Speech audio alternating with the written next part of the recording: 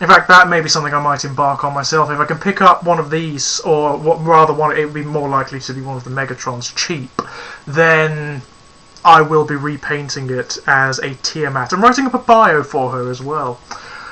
But yeah, this toy is just magnificent. There are few Transformers that match this in terms of sheer ambition and quality.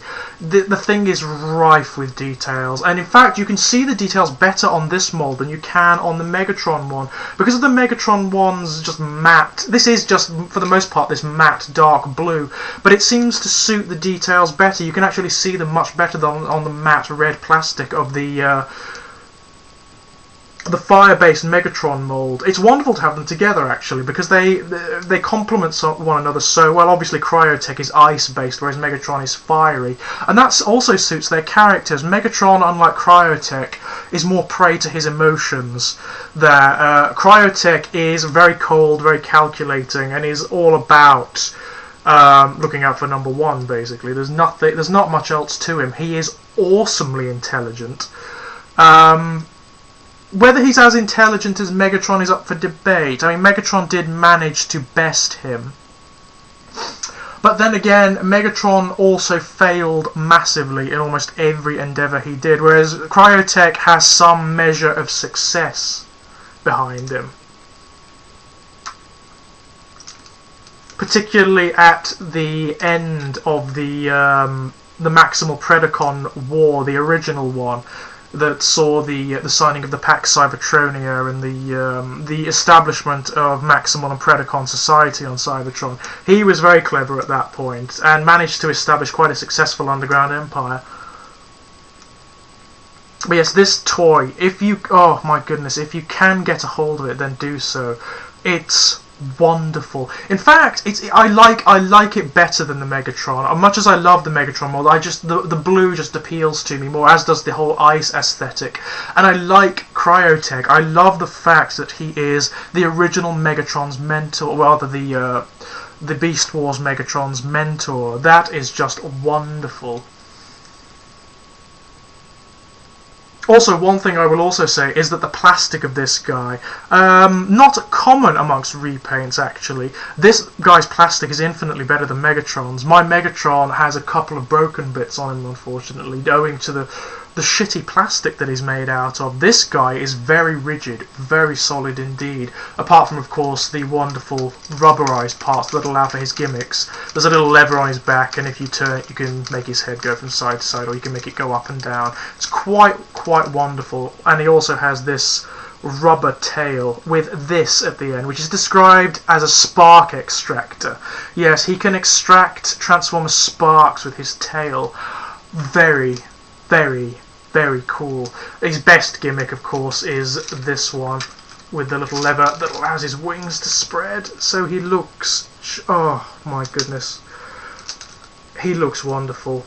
He is magnificent. In fact, I should have really started with the robot mode, because good as the robot mode is, it's nothing compared to this dragon mode.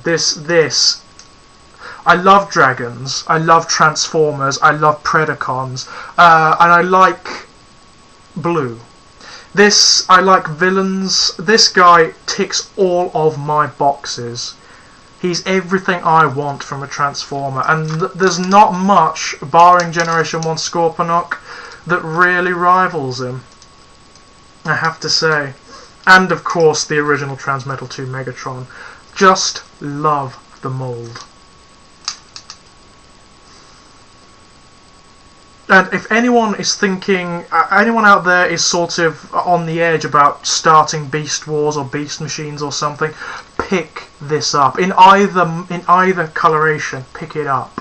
Because I'm telling you, it will sell you. You will be overawed by how good this toy is. It's wonderful. Right then, on to his glorious robot mode.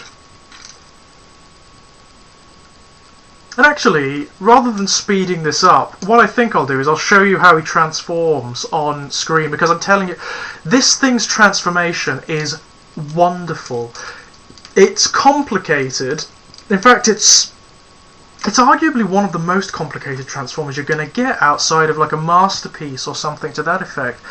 but it's not counterintuitive. It's not difficult to figure out once you've got it. Really, what you do is fold the whole thing inside out. The whole thing opens up. There are panels on his chest and on his abdomen there.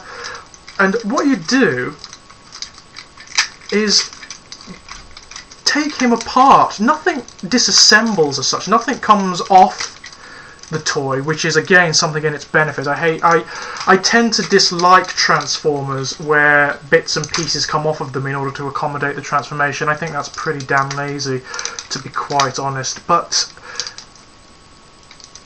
this guy basically does come to bits whilst maintaining overall coherency, and then you just rearrange him into the robot mode, and it's very, very successful indeed. I mean, look at that. It's a freaking mess, isn't it? But complicated as he gets, he never gets annoying like Universe Galvatron, for example.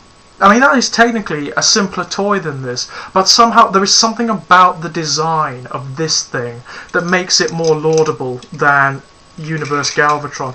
Why? Because he's fun to transform, and that is key when designing these things, if you ask me. If you can make them fun and interesting to transform, then you're onto a winner.